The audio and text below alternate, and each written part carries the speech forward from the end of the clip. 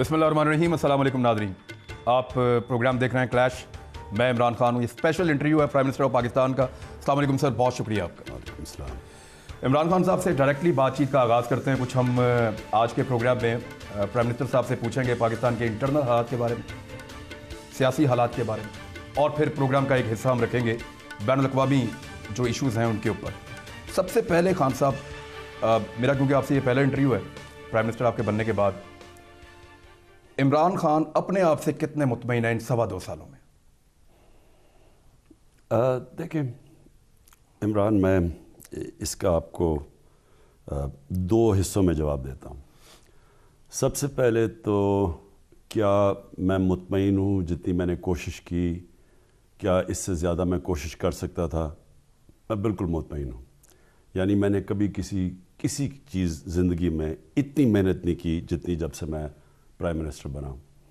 ایک چھٹی نہیں لی ابھی تک, ایک دن کی چھٹی نہیں. یعنی کہیں کو بیمار ہو جاتا ہے, فلو ہو جاتا ہے, ایک دن کی چھٹی نہیں لی. اور جتنی میرے میں ہمت تھی میں سمجھتا ہوں اس سے زیادہ میں نے کام کیا. اب دوسرا پہلو اس کا آ جائیں کہ کیا میں مطمئن ہوں کہ ہم نے جس طرح یہ 2 سال میں ملک چلایا, کیا میں مطمئن ہوں؟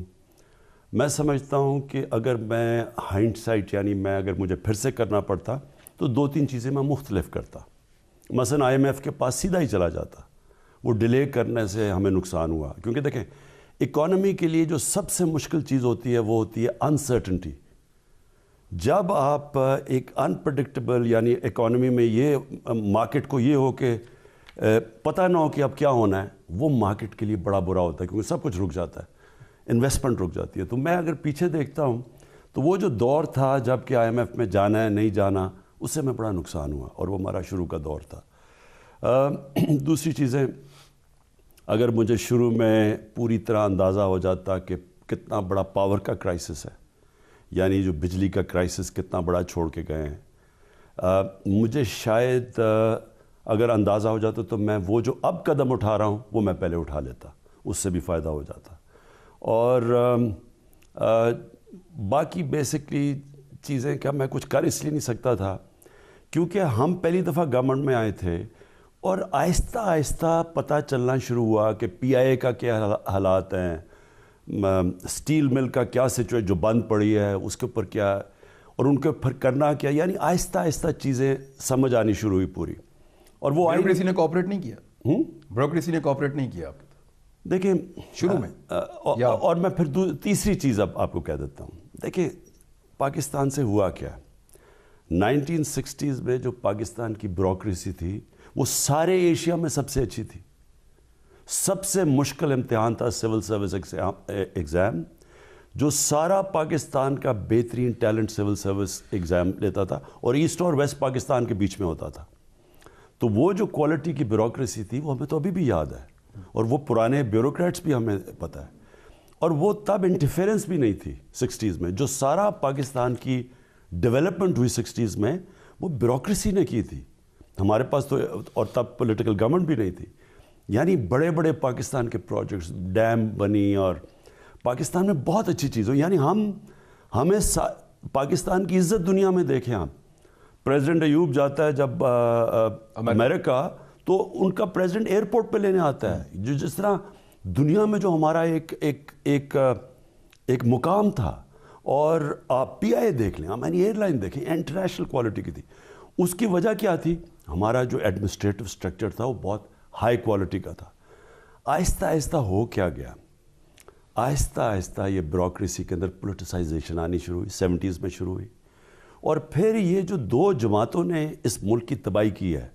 دیکھیں انہوں نے کیا جب پیسہ بنایا نا ان کے لیڈرز نے, تو پیسہ بنتا ہی تب ہے جب آپ ایک اداروں کو کمزور کریں, کیونکہ جو اداروں نے چیک کرنا ہے آپ کی چوری کو, آپ جب تک اس کو کمزور نہیں کرتے, مثلا سارے احتساب کے ادارے, جوڈیشری, FBR, SCCP, ان کو انہوں نے کمزور کیا پیسہ بنا تاکہ یہ پکڑے نہ جائیں. تو جب انہوں نے نہیں پکڑے جانا تھا, باقیوں نے بھی نہیں پکڑے جانا تھا. تو ہمیں جو اگلا پرابلم آیا, ہمارے جو بیوروکریسی کی جو کوالٹی ہے وہ بہت نیچے چلی گئی ہے. اس کے اندر بہت پولیٹیسائزیشن کی وجہ سے انہوں نے اپنے فیورٹس لے کے آئے, میرٹ ختم کر دی. اس سے جو ایڈمنسٹریٹو اسٹرکچر ہے وہ کمزور ہو گیا. خان صاحب, وزیر اعظم بننے سے پہلے اور اس سیٹ پر بیٹھنے کے بعد آپ نے اپنے اندر کیا فرق محسوس کیا؟ یہ ایک دو چیزیں میں آپ کی ذات سے متعلق پوچھ رہا ہوں کیونکہ لوگ یہ جاننا چاہتے ہیں. آپ نے اپنے اندر کیا فرق, کوئی کمپرومائز کرنا آ گیا آپ کو, کوئی لچک پیدا ہو گئی آپ کے اندر؟ چینج تو یہ ہے کہ میں نے کبھی ایسی زندگی نہیں گزاری, کبھی اتنی دیر ایک کرسی پہ نہیں بیٹھ کے کام کیا, یعنی 8-8 9-9 گھنٹے بیٹھنا, یہ میں نے کبھی نہیں کیا. تو چینج تو اپنے آپ کو دیکھیں, میں آپ کو پھر مثال دیتا ہوں. کرکٹر تھا, میری اور زندگی تھی, میں بالکل اور طرح زندگی گزارتا تھا. میں نے ہاسپٹل کے لیے پیسے اکٹھے کرنے کے لیے مجھے اپنے آپ کو تبدیل کرنا پڑا. میں تو ملتا کسی سے نہیں تھا جب کرکٹر تھا, میں تو ایک بڑا 4-5 لوگوں میں محدود تھا, شاید تھا, پبلک میں نہیں جاتا تھا. ہاسپٹل کے لیے اپنے آپ کو چینج کرنا پڑا, پالیٹکس میں آیا پھر مزید چینج کرنا پڑا, جب پرائم منسٹر بنا پھر اپنے آپ کو چینج کرنا پڑا, کیونکہ آپ اپنی مقصد کے مطابق اپنے آپ کو چینج کرتے ہیں. تو لہٰذا چینج تو مجھے اپنے آپ کو بہت کرنا پڑا. لیکن میں یہ کہوں کہ میں نے میری صرف زندگی یہ ہے, آفس آتا ہوں, گھر جاتا ہوں, گھر جا کے کام کرتا ہوں, اور پھر اگلے دن آفس, یعنی یہ زندگی ہے. اب کوئی میں باہر نہیں جاتا شام کو. اس کی بہت بڑی وجہ یہ ہے کہ سیکیورٹی کرنی پڑتی ہے, خرچہ ہوتا ہے, خرچہ نہیں کرتا ملک کا. کوئی پرائیویٹ وزٹ پہ کہیں نہیں گیا, کوئی باہر دورے نہیں کیے. میرے بچے لنڈن میں ہیں, جب سے میں اقتدار میں لنڈن نہیں گیا. صرف اور صرف کام کے اوپر زور دیا میں نے, آفس اور گھر. آپ احتساب کا نام لے کر آئے تھے اقتدار میں, جو سب سے زیادہ آپ کا نعرہ فیسینیٹ کر رہا تھا. میڈیا میں بھی لوگوں کو, ہم جیسے لوگوں کو ایسا لگ رہا تھا کہ پاکستان کا لوٹ کا مار کا پیسہ واپس آئے گا. احتساب جو ہے وہ پاکستان میں ایک مذاق بنتا جا رہا ہے. جو لوگ گرفتار ہوتے ہیں وہ کلین چٹ لے کے باہر آتے ہیں, باہر آ کے پھر نعرہ لگاتے ہیں. احتساب کرنے والے ادارے اور احتساب کا نعرہ, یہ سارا کچھ کنٹروورشل ہو رہا ہے آپ کی موجودگی میں. یا تو اب تاثر یہ بن رہا ہے کہ یہ کرپشن ہوئی نہیں, یا یہ تاثر بن رہا ہے کہ یہ نظام بے بس ہو گیا. عمران, پہلے تو تھوڑا سا اس کے اوپر کلیئر ہو جانا. یہاں سسٹم یہ بن چکا ہے پچھلے 30 سالوں میں, اقتدار میں ہو پیسہ بناؤ. جیسے اقتدار سے واپس جاؤ, اگر آپ کا احتساب شروع ہو تو آپ کو جی انتقامی کارروائی شروع ہو گئی. ایگزیکٹلی. آپ پورا شور مچا دیں اور پھر انتظار کریں باری پھر آئے, پھر پیسہ بناؤ. جو دوسرے باہر جاتے ہیں ان کا احتساب کرو, وہ کہتے ہیں انتقامی کارروائی شروع ہوگی. اور ہوا کیا ہے کہ پاکستان کے اندر ایک پوری پولیٹیکل کلاس, اس کے اندر زیادہ تر لوگ اس لیے نہیں آتے کہ انہوں نے ملک کے لیے کچھ کرنا ہے یا انہوں نے کوئی قانون سازی کرنی ہے, اس لیے آتے ہیں کہ یہ سب سے آسان طریقہ پیسہ بنانے کا ہے. اگر آپ ان کے جو بڑے بڑے نام ہیں, آپ صرف یہ دیکھ لیں کہ 30 سال پہلے کیا تھے اور یہ آج کیا ہے. آپ ان کے اثاثے دیکھ لیں, اصل اثاثے ایک تو چھپائے ہوئے ہیں انہوں نے. آپ صرف یہ دیکھ لیں کہ یہ اتنا زیادہ پیسہ کسی اور بزنس میں بن سکتا ہے. کوئی محنت کر کے آدمی اس طرح کا پیسہ بنا سکتا ہے. کمپٹیشن ختم ہو جاتا نا. نہیں, پوائنٹ یہ ہے کہ جب ایک پالیٹکس کو بنا دیا ایک طریقہ پیسہ بنانے کا, اور پھر آپ پیسہ بناتے ہیں تو آپ کو پکڑے بھی کوئی نہ. ایک تو ادارے کمزور کر دیے سارے جنہوں نے پکڑنا ہے, ان کو خود ہی کمزور کیا گیا. ایک ادارے کمزور ہو گئے ہیں. دوسرا, آپ تھوڑے سے لوگوں کو جمع کر کے کہے جی آپ بھی اتنے کرپٹ ہیں, آپ کو تو ان کو آپ کہیں کرپٹ ہے, اور دوسرا کہیں انتقامی کارروائی. دیکھو یہاں ذرا دیکھیں, پہلے ان کے جو دونوں پارٹیز آئیں, ان کے 11 سال دیکھ لیں. دونوں پارٹیز دونوں دفعہ کرپشن میں, دو دفعہ کرپشن میں نکالی گئی. زرداری کو نواز شریف نے جیل میں ڈالا. نواز شریف کے خلاف جو کرپشن کیسز ہیں وہ پیپلز پارٹی نے بنائے. پھر ان کو مشرف نے دونوں کو NRO دے دیا, یہ پھر پاور میں آ گئے. اب ہم جب آئے ہیں سارے ان کے کیسز اپنے کے بنے ہوئے ہیں, پرانے بنے ہوئے ہیں, ہم نے کیسز نہیں بنائے. اور کیسز چھوڑیں, BBC کے اوپر آصف زرداری اور نواز شریف کے اوپر ڈاکیومنٹریز ہیں ان کی کرپشن کے اوپر. ان کے اوپر باہر کتابیں, ایک کتاب ہے ایک کیپٹلزمز ایکلیز ہیل, ریمنڈ بیکر کی, پورا چیپٹر ہے ان دونوں کی کرپشن پہ, جو ان کے پہلے دو دور تھے. ان کے اوپر مضمون لکھے ہوئے ہیں ان کی کرپشن پہ. جتنے بھی کیسز ہیں جو اب ہماری گورنمنٹ آئی ہے, سارے پرانے بنے ہوئے ہیں ان کے دور کے. نواز شریف کے دونوں بیٹے باہر بھاگے ہوئے ہیں کہ ہم جی پاکستان کے شہری نہیں ہیں. اربوں روپے کی پراپرٹیز ہے باہر, وہ ہم نے نہیں بنائے. اسحاق ڈار اور اس کے بیٹے باہر بھاگے ہوئے ہیں ہمارے سے پہلے کے. شہباز شریف کا جو سن ان لا ہے, جو اس کی بیٹی کا خامد, وہ باہر بھاگا ہوا ہے ہمارے سے پہلے. ہمارے دور میں صرف اور عابد شیر علی باہر بھاگا ہوا ہے. ہمارے دور میں صرف سلمان شہباز باہر بھاگے جب یہ ٹی ٹی کے کیس آئے. اور نواز شریف اور نواز شریف جھوٹ بول کے, دھوکہ دے کے, بیمار ہو کے وہ باہر گیا. یعنی ہم نے اس کو باہر نہیں بھیجا, عدالتوں نے بھی پھر ہمیں کہا کہ ذمہ داری ہماری ہے, تو اس کے اوپر وہ باہر گیا. تو سارا کچھ ہمارے اوپر کیا ہے. اب آ جائیں ہمارا احتساب. ہم نے سوائے شہباز شریف کے ٹی ٹی کیس کے ہمارے دور میں کچھ نہیں بنا. نظام ناکام ہو گیا سر. سو اب نظام پہ آ جائیں. پہلے تو یہ چیز یاد رکھیں کہ سارے جو ڈیولپنگ ورلڈ ہے, جو کہ ہماری طرح کے ملک ہیں جو ڈیولپ ہو رہے ہیں, جن کے ادارے کمزور ہیں, ادھر ہر جگہ وائٹ کالر کرائم, یہ جو بڑے پیسے چوری کرنے والے ہوتے ہیں, یہ بڑی مشکل ہوتی ہے پکڑنا. کیوں؟ ان کے پاس مہنگے وکیل ہوتے ہیں. ہمارے پاس جو گورنمنٹ کا وکیل ہوتا ہے وہ لاکھوں میں ہوتا ہے, یہ کروڑوں میں اپنے وکیلوں کو دیتے ہیں. پہلے تو بہترین وکیل, پھر ان کے پاس اتنا پیسہ ہوتا ہے کہ یہ پیسے کھلا دیتے ہیں انویسٹیگیٹنگ ایجنسیز کو. نیب کے اندر لوگ ان کے بیٹھے ہوئے ہیں. انہوں نے عدالتوں کا, اب یہ جو ارشد ملک کا کیس ہوا ہے جج کا, وہ ذرا کھول کے تو دیکھیں.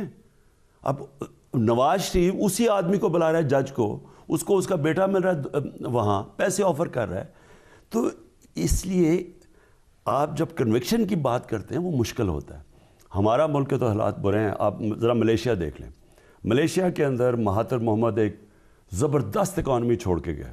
وہاں بھی ایک نواز شریف کا آدمی آ گیا, ٹائپ آدمی آ گیا, وہ جو نجیب تھا, اس کے اوپر فلم بھی بنی ہوئی ہے نیٹ فلکس کے اوپر. اس نے بھی چوری شروع کر دی. وہی ملیشیا جو سب سے تیزی سے اوپر ایک مقروض ہو گیا, وہ امیر ہو گیا, اس نے اربوں روپیہ منی لانڈرنگ کی, ملک غریب ہو گیا. اس کو 2.5 سال لگے ان کو کنوکٹ کرنے میں. اب وہ جیل میں گیا نجیب. تو وہاں ملیشیا کا جو ہمارے سے بہتر سسٹم ہے, ان کو بھی 2.5 سال لگے. سر نظام کے اندر پھر تبدیلی آپ نہیں لا پا رہے, پیسے ریکور نہیں ہو رہے, بندے باہر چھوٹ رہے ہیں, احتساب کا مذاق اڑ رہا ہے, تو آپ اپنی رسپانسبلٹی کیا سمجھتے ہیں اس میں؟ دیکھیں, اب پہلی دفعہ پاکستان کی تاریخ میں وہ لوگ جیلوں میں گئے ہیں جو کبھی لوگ سوچ نہیں سکتے تھے. نمبر 1. نمبر 2, جو سارا اب ہمارے پر پریشر ڈالا جا رہا ہے وہ یہ, کیسز تو پرانے بنے ہوئے ہیں, یہ سارے مل کے, یہ جتنے جیب کترے ہیں, یہ سارے اکٹھے ہو کے اب یہ کہہ رہے ہیں کہ میرے اوپر پریشر ڈال رہے ہیں کہ ہم آپ کی گورنمنٹ گرا دیں گے اگر ہمیں این آر او نہ دو. این آر او اوپر سے جھوٹ بولتے ہیں کہ جی کون مانگ رہے ہیں این آر او.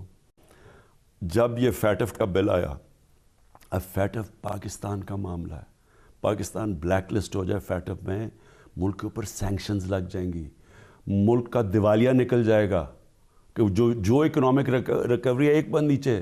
تو آج جو لوگ مہنگائی کی بات کر رہے ہیں, لوگوں کو پتہ نہیں کہ اگر روپیہ گرا اور تو مہنگائی کتنی آئے گی. تو ہمیں بلیک میل کر رہے ہیں کہ ہم فیٹف کی لیجسلیشن, فیٹف ان کی وجہ سے گرے لسٹ میں گئے ہیں, ہم نے نہیں لے کے گئے. اس سے نکلنے کے لیے ہم نے لیجسلیشن پاس کرنی ہے. وہ کہہ رہے ہیں کہ ہم لیجسلیشن تب پاس کریں گے جب ہمیں این آر او دو. این آر او کیسے؟ کہ نیب کو ختم کر دو. نیب کی 38 میں سے 34 شکوں کے اندر چینجز لے کے آؤ تاکہ نیب ختم ہو جائے, تاکہ یہ بچ جائے. تو سارا جو گیم چل رہی ہے اس وقت, یہ اداروں کو یہ چاہ رہے ہیں کہ ہم زور لگا کے ان کو بچا لیں. میں ان کو یہ کہہ رہا ہوں کہ چاہے میری گورنمنٹ بھی چلی جائے, ہم نے آپ کو چھوڑنا نہیں ہے جب تک آپ پیسے واپس نہیں کرتے. ریکوریز تب ہوں گی جب ان کو یہ پتہ چل گیا کہ یہ جتنے مرضی پبلک میں نکلیں, جلسے کریں, جلوس کریں, ہم نے ان کو جب تک یہ پیسے واپس نہیں کریں گے ہم نے ان کو نہیں چھوڑنا. تو یہ اب سٹرگل ہے. یہ نظام ریکوری کر لے گا. سو اب عمران, اب یہ اگلی آپ بات کریں. دیکھیں اب یہ ہے ہمارے معاشرے کے اوپر. دیکھیں عدالتیں تو میرے نیچے نہیں ہیں, نیب میرے نیچے نہیں ہے, لیکن جو میرے نیچے اب ادارے ہیں, ہم جو اب تک اپنی انویسٹیگیشن ایف آئی اے کی کر رہے ہیں, اینٹی کرپشن کر رہے ہیں, یہ کیوں یہ آپ زیادہ زور لگا رہے ہیں کہ گورنمنٹ کو گراؤ, گورنمنٹ کو گراؤ؟ کیونکہ ان کو پتہ چل گیا کہ اب ہمیں جو میرے نیچے ادارے ہیں, ہمیں اب ان کے اوپر ایسی چیزیں مل رہی ہیں کہ ان کو پتہ ہے کہ جس طرح ٹائم جائے گا ہم نے ان کے اوپر وہ چیزیں نکال دینی ہیں کہ یہ ان کے بڑے, میں ان کی شکلیں جو دیکھتا ہوں جتنا شور مچا رہے ہیں, ان سب کو خطرہ ہے کہ یہ جیلوں میں جائیں گے. تو اب یہ ہے اس ایک ایسا ملک اس نیچ پہ بیٹھا ہوا ہے کہ یہ اب کوشش کر رہے ہیں ہمیں بلیک میل کرنے کی اور پریشر ڈالنے کی اور جلسے سے کہ ہم پیچھے ہٹ جائیں. ہم اور میں واضح آپ کو کر دوں کہ جو مرضی ہو جائے جب تک یہ پیسے واپس نہیں کریں گے اب ہم نہیں چھوڑیں گے نا. اور جو چیزیں مل رہی ہیں عمران, میں ایک اور آپ کو کہہ دوں, جو اب ہمیں چیزیں مل رہی ہیں یہ عوام کو میں ابھی بتا رہا ہوں, آپ آنے والے دنوں میں دیکھنا کیا کیا چیزیں. یہ صرف اوپر یہ چوری نہیں کر رہے تھے, ان کے نیچے وہ لوگ بیٹھے ہوئے تھے جو کئی ان میں سے ان کے پولیٹیکل لوگ تھے, کئی لوگوں کو قبضہ گروپس کو پناہ دے رہے تھے جو ان کو فائنانس کر رہے تھے, ان کو پاس اب ہم پہنچ رہے ہیں. ہمارے پاس اب ایسی ایسی چیزیں آ رہی ہیں, اربوں روپے کی زمینوں پہ قبضے کیے ہوئے ہیں انہوں نے, غیر قانونی طور کے اوپر انہوں نے عمارتیں بنائی ہوئی ہیں سرکاری زمینوں کے اوپر. جو یہ پیسہ بنا رہے ہیں یہ جنگ نظریے کی نہیں ہو رہی, یہ اس چوری کیے ہوئے پیسے کو بچانے کی جنگ ہے. ٹھیک.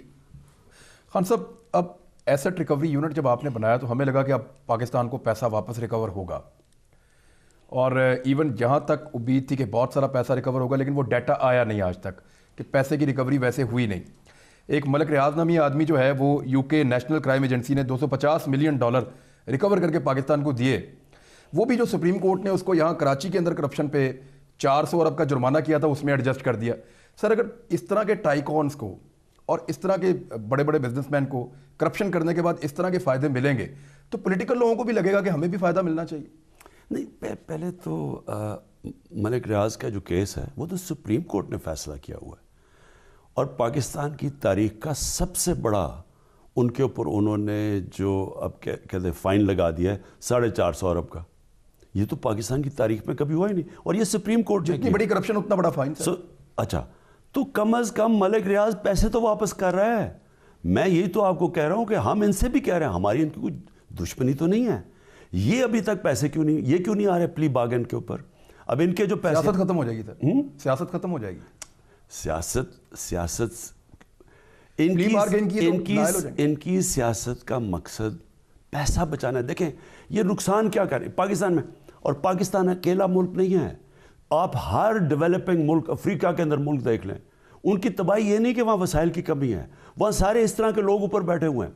جب آپ کا پرائم منسٹر اور وزیر چوری کرتے ہیں نا, وہ سارا ملک تباہ کر کے رکھ دیتے ہیں, تو یہ سارا سسٹم تباہ کر دیتے ہیں. اب پہلے یہ کرتے ہیں چوری کر کے, پھر اگلا ان کی ہوتی ہے وہ چوری کو بچانے کے لیے. میں ایک چاہوں گا, ایک کلپ ہے میرا جو میں نے پہلے دن جب میں اپنا حلف لیا, حلف لینے کے بعد میں نے ایک قوم سے خطاب کیا, وہ ضرور تھوڑا سا کلپ چلائے. میں نے 2 چیزیں خاص طور پہ کہی. میں نے کہا جب ہم ان کے اوپر ہاتھ ڈالیں گے یہ سب مل کے کہیں گے جی جمہوریت خطرے میں ہے, سب مل کے شور مچائیں گے. اور دوسری چیز بھی میں نے اس میں کہی, میں نے اس میں یہ کہا کہ ان کے جو مفادات ہیں اور جو پاکستان کا جو فائدہ ہے یہ بالکل تضاد میں ہے, یہ اپوزٹ ہے. اور وہی ہوا جو میر یاز صادق جو ایک نیا میر جعفر کے بعد نکلا ہے, اس کی زبان سن لیں, جو نواز شریف نے جس طرح آرمی چیف کو اور ISI چیف کو ہٹ کیا, کیا پاکستان کے آرمی چیف اور ISI چیف کو آپ ہٹ کر رہے ہیں اور فوج کو کہہ رہے ہیں کہ ان کے خلاف بغاوت کرو. تو کیا سمجھتے ہیں آپ, یہ غداری ہے؟ غداری یعنی نہیں, ہمارے پرائم منسٹر کیا سمجھتے ہیں؟ میں تو اپنے سے کہیں سے حیران ہوتا ہوں, وہ کہتے ہیں نہیں جی ہمارے یہاں غدار کسی. اس سے بڑی غداری آپ یہ کیا کہہ رہے تھے, آپ جب کہہ رہے ہیں کہ آرمی چیف اور ISI چیف کے فوج کو کہہ رہے ہیں کہ یہ 2 گندے ہیں باقی سے فوج ٹھیک ہے, آپ یہی کہہ رہے ہیں نا کہ فوج ریپلے. اب کیا فوج کوئی ایک ڈیموکریٹک پولیٹیکل پارٹی ہے جو نو کانفیڈنس پوشن کرے گی؟ فوج کو آپ کہہ رہے ہیں کو کریں ان کے اگینسٹ, آپ فوج کو کہہ رہے ہیں کہ آرمی چیف کے خلاف بغاوت کرو. اس سے بڑی غداری کیا ہے؟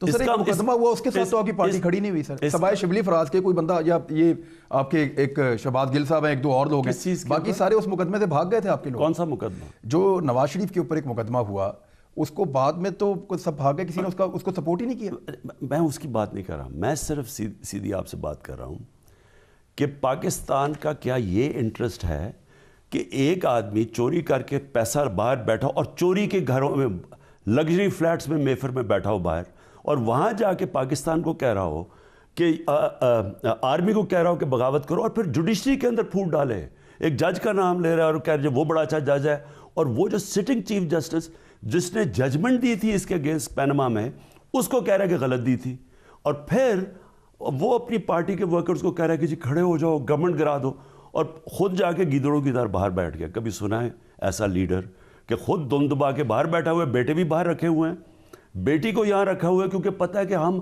خواتین کے اگینسٹ ایکشن نہیں لیتے, ہم احترام کرتے ہیں, اس کو یہاں بٹھایا ہوا ہے اور وہ اٹیک کر رہے ہیں فوج کے اوپر.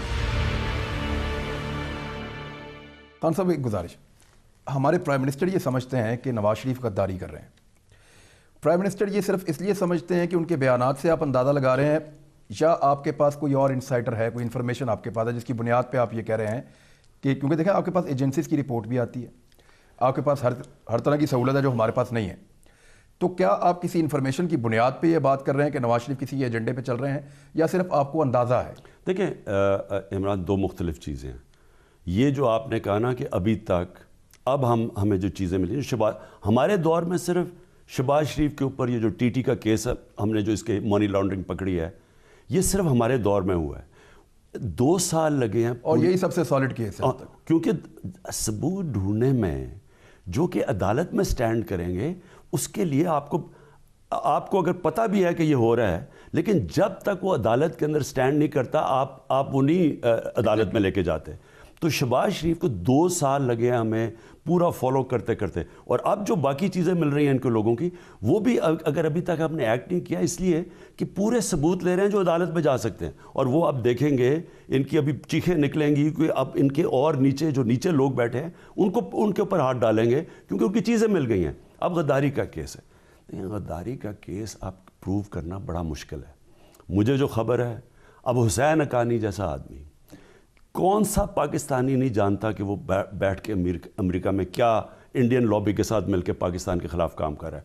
جو پاکستانی باہر بیٹھتے ہیں, آپ سوچو اس کے ساری اس کی جو کمیونیکیشن اسٹریٹجی ہے وہ پاکستان کی فوج کے خلاف ہے. جی پاکستانی فوج سب کچھ ظلم کر رہی ہے, عمران خان ایک پتلا ہے, یہ سارا کر رہا ہے. کس کی زبان کر رہا ہے؟ وہ ہندوستان بھی وہی کر رہا ہے. ہندوستان کی کوشش ہے کیا؟ پاکستانی فوج کو ڈسکریڈٹ کرے. پاکستانی فوج کو ڈسکریڈٹ کر کے کیا ہوگا؟ اگر پاکستان کی فوج اگر اس وقت کمزور ہو جاتی ہے, ہندوستان پاکستان کے 3 ٹکڑے کرنا چاہتا ہے. ان کے تھنک ٹینکس کی سٹیٹڈ پالیسی ہے یہ. کبھی بھی 73 سال میں اتنی اینٹی پاکستان اور اینٹی مسلمان حکومت آئی نہیں جو یہ نریندر مودی کی حکومت ہے. اور ان کی پوری کوشش یہ ہے کہ پاکستان کے اندر وہ جو ہائیبرڈ وارفیئر کریں, 5th جنریشن وارفیئر, ٹیررزم کریں, یہ جو دہشت گردی ہے, جو ہمارے فوجی قربانیاں دے رہے ہیں, یہ جو کلبھشن یادیو ٹائپ جو ان کی گیمز چل رہی ہیں, ان کی کیا کوشش ہے؟ پاکستان کو کمزور کرنے کی نا. تو یہ کیا کر رہا ہے نواز شریف؟ یہ وہی زبان استعمال. کیوں آج ہندوستان میں نواز شریف کو اتنا چرچا؟ عمران خان بالی ووڈ کا ویلن ہے, لیکن نواز شریف کوئی بہت بڑا ڈیموکریٹ آ گیا ہے. جو ضیاء الحق کی گود میں پلا تھا وہ آج ڈیموکریٹ آ گیا ہے. یعنی عمران خان جس نے 23-24 سال زیرو سے اپنی پارٹی شروع کر کے پبلک کو موبلائز کر کے آیا, 5 سیٹوں میں جیتا ہے, پاکستان کی تاریخ میں کوئی جیتا ہی نہیں ہے. وہ فوج کا پپٹ ہے. جو ضیاء الحق نے جس نے اس کو تیار کیا تھا اور جنرل جلانی نے, وہ ڈیموکریٹ. کیونکہ ہندوستان کو سوٹ کرتا ہے نواز شریف, عمران خان نہیں سوٹ کرتا. نواز شریف غدار ہے, یہ آپ کی اسیسمنٹ ہے, انفارمیشن نہیں ہے. انفارمیشن ہے جو کہ سٹینڈ نہیں کبھی کرے گی, کیونکہ ایجنسیز کی انفارمیشن عدالت میں تو نہیں سٹینڈ کرتی. مثلاً کیا ملاقاتیں کی انہوں نے کچھ؟ کیا ہمیں پتہ ہے کس سے ملتا رہا وہاں, ہمیں یہ پتہ ہے کہ وہاں پوری انفارمیشن ہے کہ کن کن سے یہ ملتا ہے. حسین حقانی ان کی کمیونیکیشن اسٹریٹجی چلاتا ہے نواز شریف کی, وہ بیٹھ کے وہاں سے. حسین حقانی کا ہمیں اگر آپ کو نہیں پتا تو وہ بھی پتہ ہے کہ وہ جو زرداری کا کیس تھا, جو نواز شریف نے ہی اس کو زرداری کے خلاف عدالت میں کیس کیا, میمو گیٹ سکینڈل کے اندر کون تھا؟ حسین حقانی تھا, جو امریکہ کو کہہ رہا تھا کہ آ کے پاکستان کی فوج سے بچاؤ اسد زرداری کو. سر یہ کیا بے بسی نہیں ہے ایک وزیر اعظم کی کہ اس کو پتہ ہے کہ ایک آدمی غداری کر رہا ہے اور اس کے خلاف غداری کا مقدمہ نہیں چلا سکتا؟ نہیں, دیکھیں پھر سے میں ریپیٹ کرتا ہوں, عدالت کے اندر آپ کیس تب تک نہیں لے جا سکتے جب تک وہ ثبوت جو عدالت میں سٹینڈ کرتے ہیں. You are working on it. دیکھیں وہ ایجنسیز کی رپورٹس کے اوپر آپ عدالت میں نہیں جا سکتے. لیکن آپ اس کے لیے ثبوت تو اکٹھے کریں گے نا. آپ کا ارادہ ہے یا نہیں؟ لیکن مجھے یہ بتائیں عمران, کیا ہمیں نہیں سمجھ آ رہی کہ جو آدمی پاکستانی فوج کے آرمی چیف نام لے لے کے اور ISI چیف کو ہٹ کر رہا ہے, کیا یہ ہندوستان کی زبان نہیں بول رہا اور ہندوستان ہمارا خیر خواہ ہے؟ کیا ہندوستان, ہمیں کوئی شک ہے کہ ہندوستان ایسا کوئی چاہ رہا ہے کہ پاکستان کی فوج کسی طرح, جس طرح کہ پاکستان کی فوج کمزور ہوئی پاکستان گیا. ایک منٹ دیکھیں, لوگوں کو کیا نظر نہیں آ رہا کہ کوئی بھی طاقتور مسلمان دنیا میں ایک پوری سازش ہے کہ وہ ملک چلے نا. ایران عراق کی جنگ ہوئی, ہمیں نہیں پتا ہمارے سامنے کس نے کروائی. عراق کو پھر عراق اور ایران ہی تکڑے ملک تھے نا, وہ دونوں کو کمزور کیسے کیا گیا اور ایران کے اوپر پورا کیسے زور لگایا گیا. سیریا کے اندر وہ فورس تھی وہ ختم کی گئی. مصر کو کیسے کنٹرول, یعنی لیبیا کو بھی, لیبیا میں, صومالیہ میں, افغانستان, ہمیں نہیں پتا کیا ہو رہا ہے. تو پاکستان کیوں بچا ہوا ہے؟ ایک فوج کی وجہ سے. ہماری ایک اللہ کا کرم ہے کہ ایک طاقتور فوج ہے دنیا میں, نیوکلیر آرمڈ ہے, جو ہمیں بچا کے رکھا ہوا ہے. اگر کوئی اپنی چوری بچانے کے لیے, مجھے بلیک میل کرنے کے لیے, ایک اداروں کو بلیک میل کرنے کے لیے, اپنی صرف کہ ہم اس کی چوری بچا دیں, یہ کیوں چپ کر کے بیٹھا ہوا تھا باہر جا کے؟ جب یہ شروع میں گیا اور اس کی بیٹی کیوں چپ کر کے بیٹھے ہوئے تھے؟ پوری کوشش کر رہے تھے NRO لینے کے لیے, پوری بیک ڈور چینلز میں گھسایا ہوتا کہ کسی طرح ان کو بچا لیا جائے. جب پتہ چلا, جب فیٹف کے لیجسلیشن کے بعد پتہ چلا کہ عمران خان نہیں چھوڑنے لگا, اس کے بعد انہوں نے پہلے تو میرے اوپر اٹیک, تو میرے اوپر آ رہے ہیں ابھی بھی مجھے جی گورنمنٹ گرا دیں, پھر انہوں نے اٹیک کیا پاکستانی فوج کے اوپر اور پاکستان کی عدلیہ کے اوپر. سر کیا یہ سچ ہے کہ نواز شریف صاحب جب بیماری کی وجہ سے پاکستان سے باہر جا رہے تھے, چاہے اس کو بہانہ کہیں آپ نے تو انسانی ہمدردی پہ بھیجا, آپ نے کہا تھا اس وقت آپ پہ غیر ملکی دباؤ بھی تھا کہ ان کو باہر نکالو؟ دیکھیں عمران, میں آپ کو ایک بات بتاؤں, چاہے آپ ملک کا نام نہ لیں, لیکن میں آپ کو ایک چیز بتاؤں, غیر ملکی دباؤ اس وزیر اعظم کے پاس آتا ہے جس کا مال باہر پڑا ہو, پیسے باہر پڑے ہوں, جس کی بڑے بڑے اثاثے ہوں اور وہ اثاثے بتا نہ سکے کدھر سے آئے ہیں.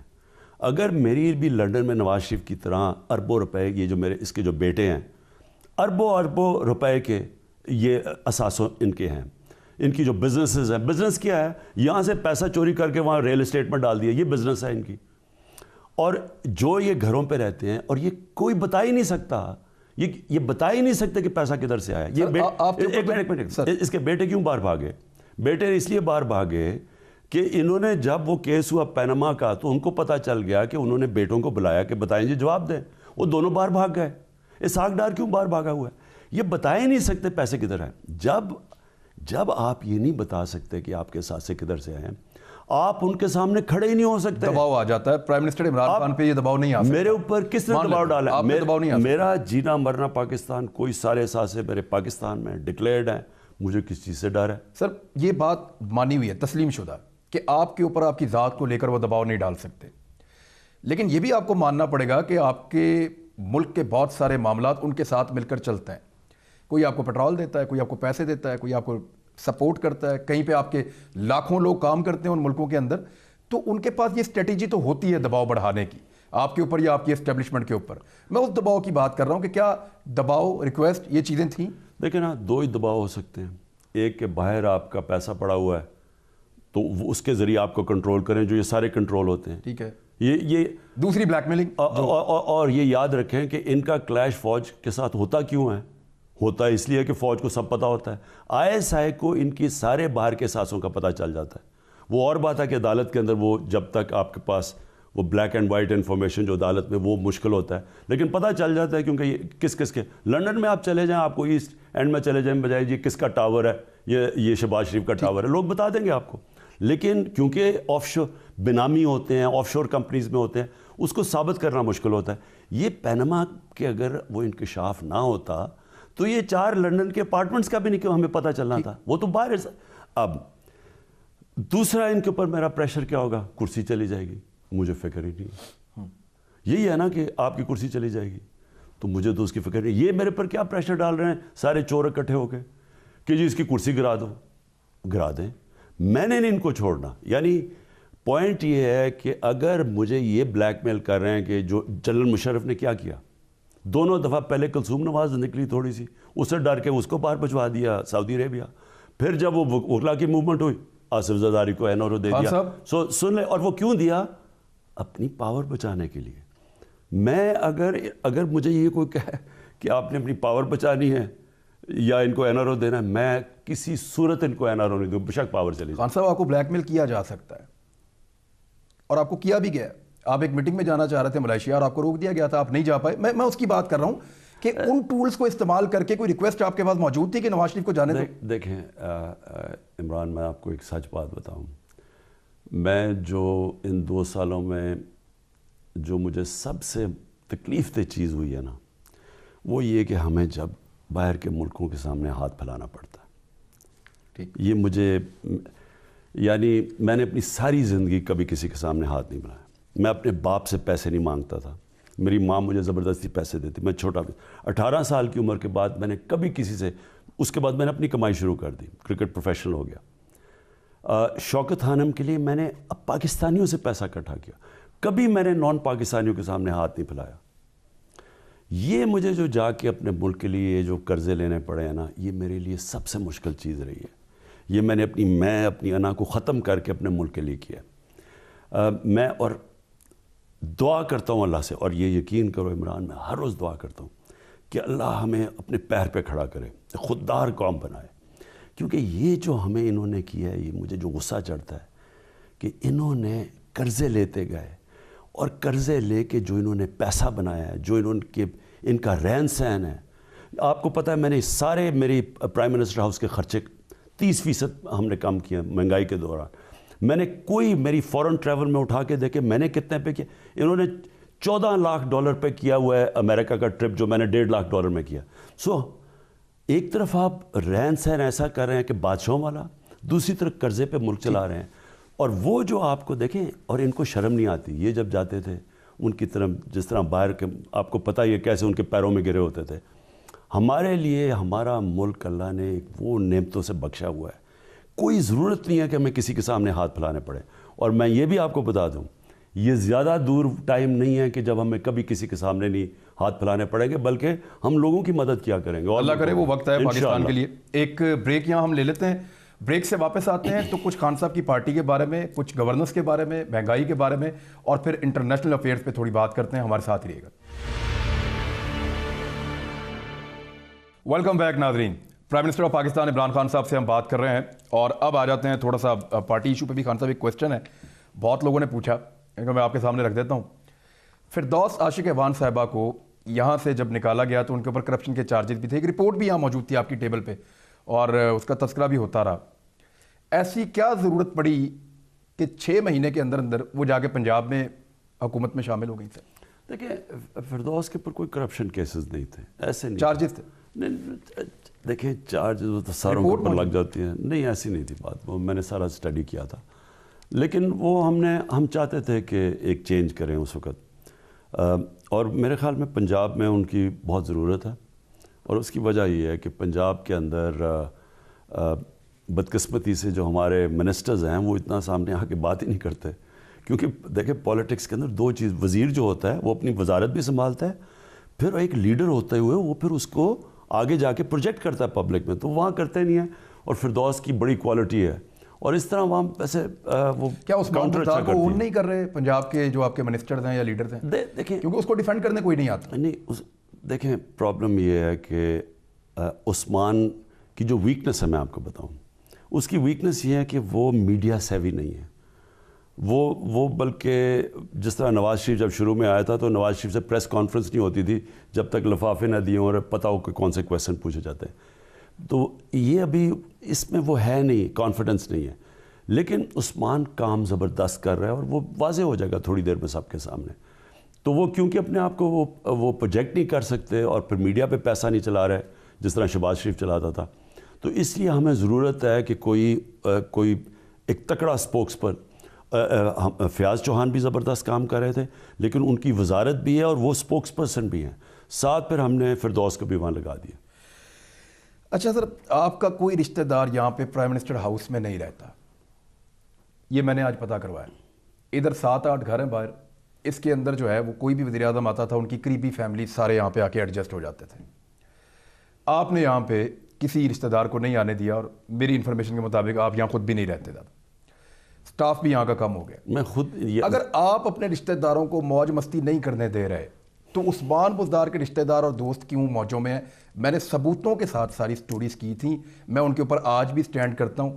آپ نے عثمان بزدار صاحب سے میری 2 گھنٹے کی ملاقات میں وہ میرے ایک سوال کا جواب نہیں دے پائے کہ جس میں وہ کلیئر کر پائیں کہ یہ معاملہ ایسے نہیں یا ایسے ہے. تو سر کیوں ان کو آپ نے وہ چھوٹ دی ہے جو آپ نے خود اپنے رشتہ داروں کو نہیں دی؟ پہلی چیز تو میں یہ واضح کر دوں کہ میں اپنے گھر میں رہتا ہوں, میں یہاں پرائم منسٹر ہاؤس نہیں رہتا. یہ میں نے اپنی 24 سال پہلے میں نے اس لیے کہا تھا کہ ایک ملک جس کے حالات جو پاکستان کے ہیں, قرضے لے کے ہم قرضے لے کے ملک چلا رہے ہیں. تو جب آپ قرضے لے کے چلاتے ہیں تو جو ملک کا سربراہ ہوتا ہے وہ اپنی مثال سے ایک کم خرچے کرتا ہے. تو میں اس لیے نہیں کر رہا کہ کوئی میں ووٹ لینا چاہتا ہوں. یہ ایک انسان کے اندر سے چیز نکلتی ہے کہ اگر ملک قرضے پہ, ایک گھر ہے آپ کا, میں سربراہ ہوں گھر کا, گھر قرضے پہ چل رہا ہے اور میں اپنی عیاشیاں کر رہا ہوں جو آج تک ہوتی رہی ہے. تو اس لیے پہلے تو میں اس کو کلیئر کر دوں, میں اپنے گھر کے خود خرچے دیتا ہوں.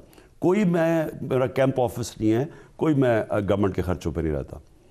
اب عثمان پہ آ جائیں. دیکھیں عثمان ایک سب سے غریب علاقہ جو ہے نا پنجاب کا, ڈی جی خان ڈسٹرکٹ, ادھر سے آتا ہے. اور ڈی جی خان کا بھی غریب علاقہ ہے جو کہ قبائلی علاقہ ہے وہاں کا. یہ عثمان بزدار وہ قبائلی علاقے سے, جہاں پانی نہیں ہے پینے کا, وہاں جو لوگ, بجلی نہیں ہے, وہ اس علاقے سے ہے. اب جب اس علاقے سے کوئی آتا ہے, اور مجھے پتہ ہے اس لیے کہ میاں والی میرا حلقہ ہے, تو جب میاں والی کے وہ حالات نہیں ہیں جو ڈی جی خان کا قبائلی علاقے کے, وہ بہت پیچھے, سب سے پیچھے ہے.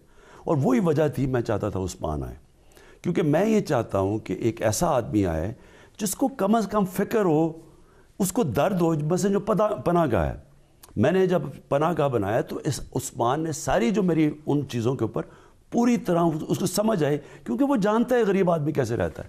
اب آپ کی جو بات آ گئی نا کہ رشتہ داروں کی, جب آپ ایسے علاقوں سے آتے ہیں تو آپ کے رشتہ دار کہتے ہیں جی ہمیں بھی کچھ کرو, ہم ٹھیکے شکے لے دیں, کوئی کام شام کروا کے دیں. ٹھیکے نہیں, کوئی نوکریاں, ٹرانسفر پوسٹنگ سب چل رہا ہے سر. ہاں, تو ٹرانسفر پوسٹنگ کا مطلب کوئی نوکریاں ہوں, وہ ایکسپیکٹ کرتے ہیں.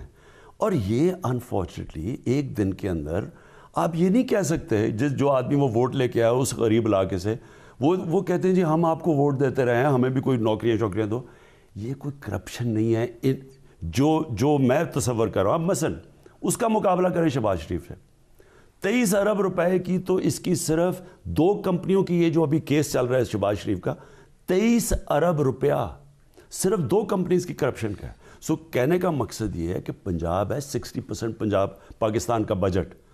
اگر جو اب ان کی کرپشن نکل رہی ہے, آپ کو اندازہ نہیں کہ آپ کے یہ نوکریاں کرپشن نہیں ہے, جب ہر جگہ وہ پیسہ بنا سکتا ہے پنجاب کا چیف منسٹر.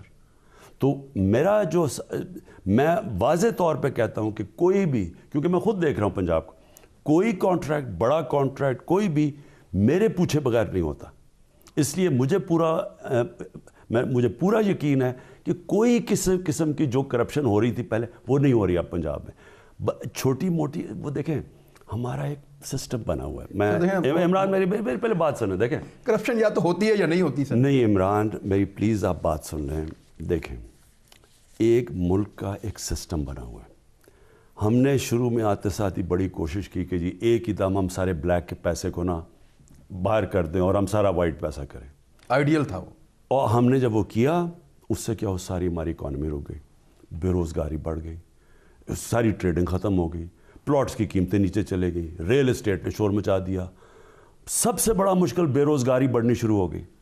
اب پھر میں نے آپ کہتے ہیں نا کہ میں نے 2 سال کے بعد سیکھا کیا, ٹرانزیشن ہمیشہ سلو ہوتی ہے, گریجول. دیکھیں نبی صلی اللہ علیہ وسلم نے, ہم مدینہ کی ریاست کی میں اس لیے ہمیشہ مثال دیتا ہوں کیونکہ وہ ہمارے لیے ہمیشہ کے لیے انہوں نے ایک ایسی بتا دیا ہے کہ ایک آئیڈیل ہے, اس تک پہنچ تو نہیں ہم سکتے, نبی صلی اللہ علیہ وسلم کی طرح تو کوئی نہیں بن سکتا, لیکن اللہ نے کہا کہ ان کے راستے پہ چلو, یعنی کوشش کرو وہاں پہنچنے کی. آپ 10% بھی پہنچ جائیں تو آپ بڑے کامیاب آدمی. اسی طرح مدینہ کے ریاست کے انہوں نے اصول بنائے تھے. اس کے اندر انہوں نے شراب 3 فیزز میں بند کی.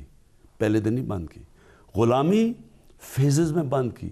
انہوں نے پتا تھا کہ ایک دم غلامی بند کرتے تو سسٹم ختم. انہوں نے کہا ان کو پہلے اسی طرح رکھو جس طرح آپ گھر کے اپنی فیملی کے وہی کھانا کھلاؤ, ان کو وہ کرو. یعنی انہوں نے فیزز میں کیا. تو میں نے جو غلطی کی شروع میں, ایک دم جو ہم نے بلیک کے پیسے پہ گئے, وہ اکانومی بیٹھ گئی. اب آپ ایک پورا سٹرکچر بنا ہوا ہے پاکستان کا, جو اقتدار میں آتا ہے عثمان بزدار بھی بہتر ہو جائیں گے, آپ یہ کہہ رہے ہیں؟ میں 100% میں کہتا ہوں بہتر ہو جائیں گے. اور آپ سے میں پھر انٹرویو کروں گا, اور آپ اصل میں ایونچولی آپ نے دیکھنا ہے کہ پنجاب کی پرفارمنس کیا ہے, اور کیا وہاں اس طرح کی کرپشن ہو رہی ہے جو پہلے تھی. میں آپ کو یقین دلاتا ہوں کہ یہ نیچے جائے گی. ہمارا پرابلم دوسرا ہے. سر میرے پاس ایک منٹ عمران, آپ وہ جو آپ باتیں کرتے ہیں نا, وہ میں آپ کو ایک چیز کہہ دوں.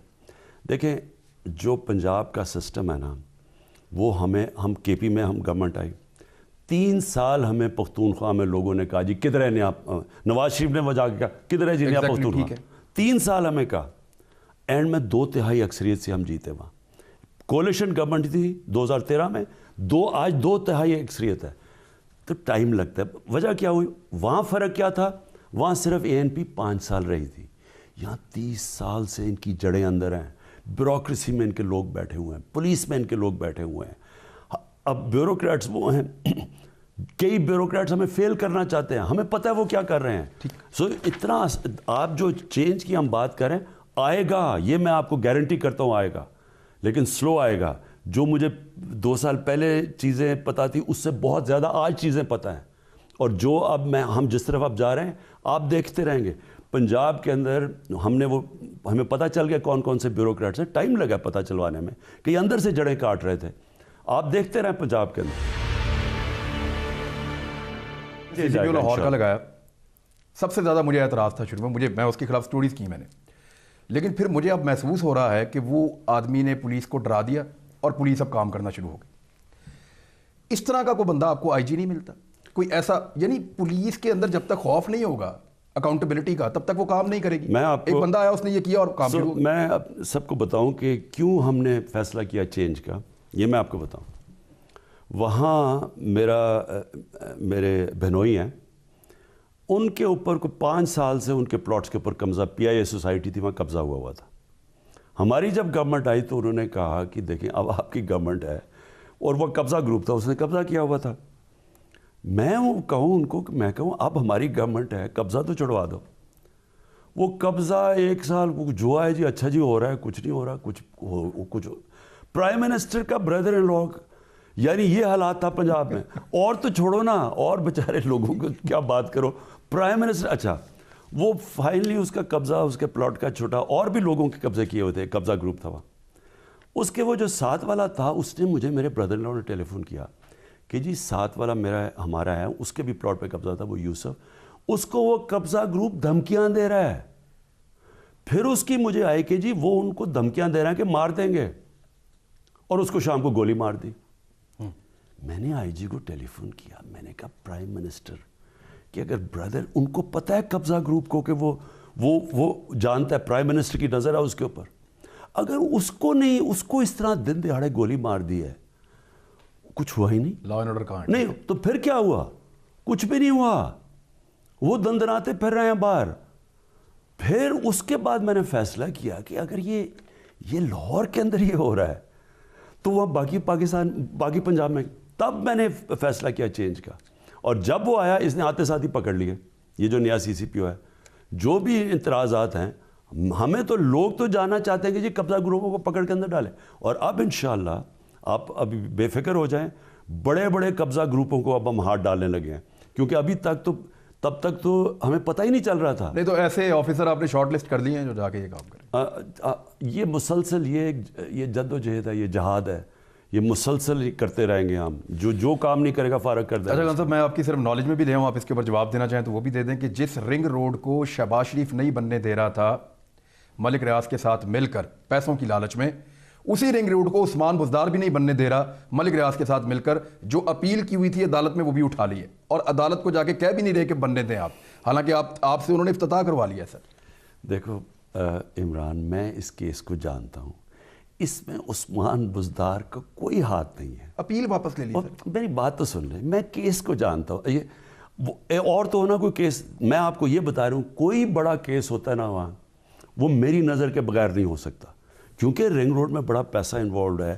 آپ یہ مطمئن ہو جائیں کہ میں یہ کیس نہیں, جب تک میں مطمئن نہ ہوں یہ کیس نہیں ہوگا. یعنی یہ رنگ روڈ کا ایشو آگے 2 نمبری نہیں ہوگی, گارنٹیڈ. میں آپ کو گارنٹی کرتا ہوں کہ پنجاب کی گورنمنٹ کو میں کسی صورت لاس نہیں ہونے دوں گا. یہ کسی صورت سڑک کا نقشہ نہیں بدلیں گے, کسی صورت جو ہے ملک ریاض کی منمانی نہیں چلے گی. جو بھی ہوگا پنجاب حکومت کو لاس نہیں ہونے دوں گا. ٹھیک سر. یعنی ٹیکس پیئر کے پیسے کو میں ضائع نہیں ہونے دوں گا, یہ آپ مطمئن ہو جائیں. اور یہ میں خود, یہ بزدار کا کچھ نہیں ہے, یہ میں خود دیکھ رہا ہوں کیس. خان صاحب ایک سٹوری پہ ہم کام کر رہے تھے, 2019 میں آپ نے نوٹس لیا تھا اور بڑا شاندار آپ کا نوٹس تھا. جنوری 2019 کی 19 تاریخ تھی. آپ نے کہا تھا کہ کیمبرج انالیٹیکا اور رابرٹی گلوبل, یہ 2 لابنگ فرمز تھیں, انہوں نے نون لیگ کے ساتھ مل کر, اس دور کی آئی پی اور نون لیگ نے مل کر ان کو پیسہ دیا تھا کہ سرکار کا پیسہ تھا اور نون لیگ کی پروجیکشن تھی, اور یہ کام ان سے کروایا گیا تھا. آپ نے کہا تھا اس کی انکوائری کروائیں. سر آج تک رپورٹ نہیں آئی سر, تقریباً 2 سال ہونے والے ہیں. آئی بی نے کوئی رپورٹ آپ کو دی نہیں سر. عمران کس کس کی چیز کریں, مجھے یہ آپ بتائیں. 30 سال سے چوری کر رہے ہیں. میں آپ کو بھی بتانے لگا ہوں کہ ہمیں جو چیزیں ابھی ملی ہیں, جو اب ہم پہلے تو ہم نیب کے اوپر چھوڑا ہوتے, سارے کیسز نیب کے پرانے چل رہے تھے, ہمارا تو صرف یہ شہباز شریف کا کیس ہے.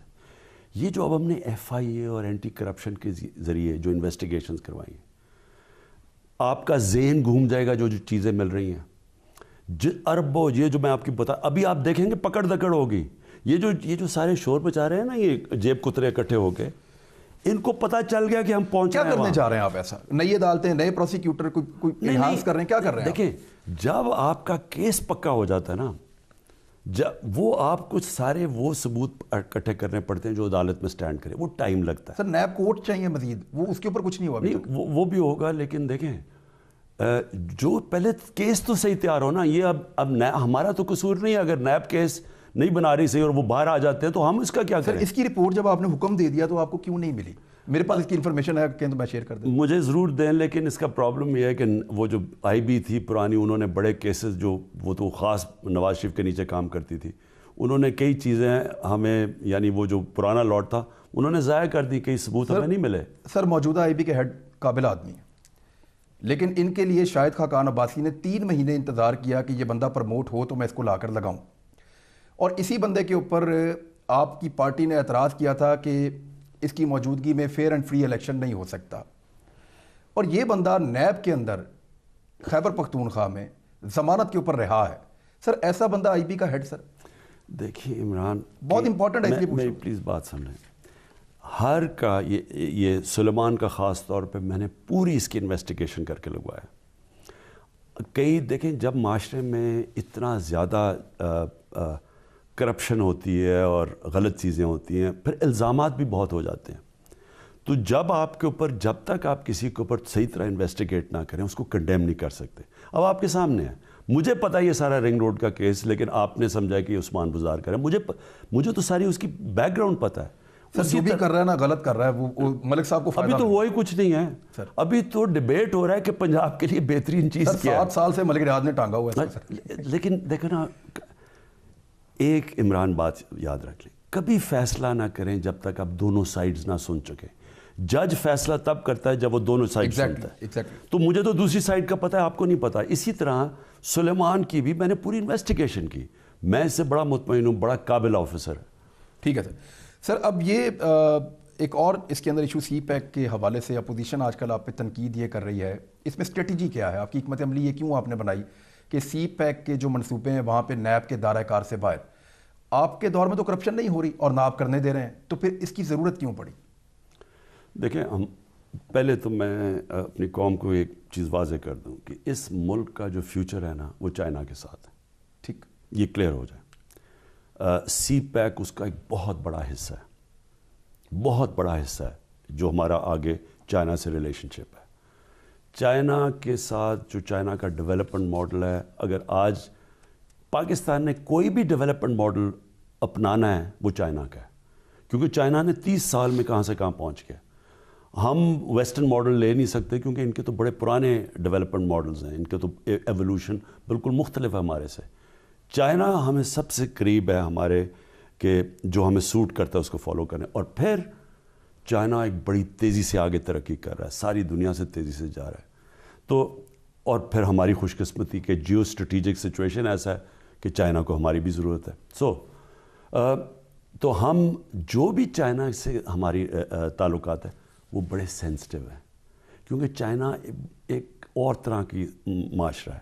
آپ ان کے ساتھ اس طرح نہیں ڈیل کر سکتے جس طرح اور کسی سے کرتے ہیں. آپ نے ان کی سہولت کے لیے جس طرح مثلا سعودی عربیہ ہے, وہ ہم ان سے مختلف ڈیل کرتے ہیں بنسبت اور معاشروں سے. چائنا سے ہماری بات چلتی ہے. ہم اس کو اور طرح دیکھیں گے کہ جو انہوں نے کانٹریکٹ سائن کیے ہیں وہ ہم کبھی بھی پبلک میں لیکن اس کی شفافیت کے لیے کوئی آپ نے سسٹم تو بنایا ہو؟ نہیں, وہ ہے لیکن وہ پرائیویٹلی کر سکتے ہیں, ہم پبلک نہیں کر سکتے. جی ٹھیک ہے. خان صاحب ایک اور چیز اس میں, کیونکہ لوگوں کے دل کے بہت قریب ہے یہ واقعہ, کراچی میں ایک انسیڈنٹ ہوا, کیپٹن صفدر نے جا کے وہاں چھلانگیں لگائیں قائد اعظم رحمۃ اللہ علیہ بابا قوم کے مزار کے اوپر. بڑی تکلیف ہوئی پاکستانیوں کو, بڑی تکلیف ہوئی. اس میں دو سوالات بنتے ہیں, کیونکہ میں نے آپ سے سنا تھا کہ سب کے لیڈر ہوتے ہیں پولیٹیکل پارٹیز کے, میرا لیڈر قائد اعظم ہے. تو آپ اپنی پارٹی کے لیڈر ہیں, نواز شریف اپنی پارٹی کا سب, لیکن آپ نے کہا کہ میرا لیڈر قائد اعظم. تو آپ کے لیڈر کے مزار کے اوپر جو حرکت ہوئی اس کے بعد دو سوالات ہیں. ایک تو آئی جی کے ایشو کے اوپر آپ کا ایک کلپ نکال کے وائرل کیا جا رہا ہے اپوزیشن کی جانب سے, جہاں پہ آپ نے کہا مذائقہ خیز ہے کہ آئی جی کو کوئی اغوا کر لے, ایسا تو نہیں ہو سکتا. لیکن اب جو رپورٹ آئی ہے اس میں کچھ تھوڑا سا ڈفرینٹ چیزیں آ رہی ہیں اور ایسا لگتا ہے کہ آئی جی کے ساتھ زبردستی کی گئی ہے. بطور وزیر اعظم اس پہ اپنا سٹانس بتائیں, پھر جاتے ہیں بابا قوم کے مزار کی طرف. پہلے تو اس کے اوپر انویسٹیگیشن ہو چکی ہے, مجھے اس کا کوئی آئیڈیا نہیں تھا. یہ جو سب کچھ ہوا ہے, اگر میں ہوتا تو میں اس کے اوپر بالکل نہ ایکشن لیتا, میں اور طرح کرتا. کیونکہ پولیٹیکلی یعنی جو انہوں نے کیا وہاں اور قوم کو بڑا اس کا صدمہ ہوا, میں اس پہ رکھتا. کیونکہ دیکھیں ان کے اوپر ہیں کیسز, اربوں روپے کے کیسز ہیں. آپ جب ان کو ان کیسز میں کر دیتے ہیں نا, وہ ہوتا یہ ہے, لگتا ہے وہ جو ان کی اصل کرائم ہے اس سے بچ جاتے ہیں. سر کیا فوج نے غلط کیا, یہ صحیح نے اور رینجرز نے؟ پہلے اپنی رائے دے دیں. صرف میری رائے صرف یہ ہے کہ میں صرف اس لیے ان کو نہ اس کو کچھ نہ کرتا مریم اور صفدر کو, کیونکہ وہ ان کے اوپر جو کیسز ہیں وہ اس سے بہت سنجیدہ ہیں, بڑے کیسز ہیں.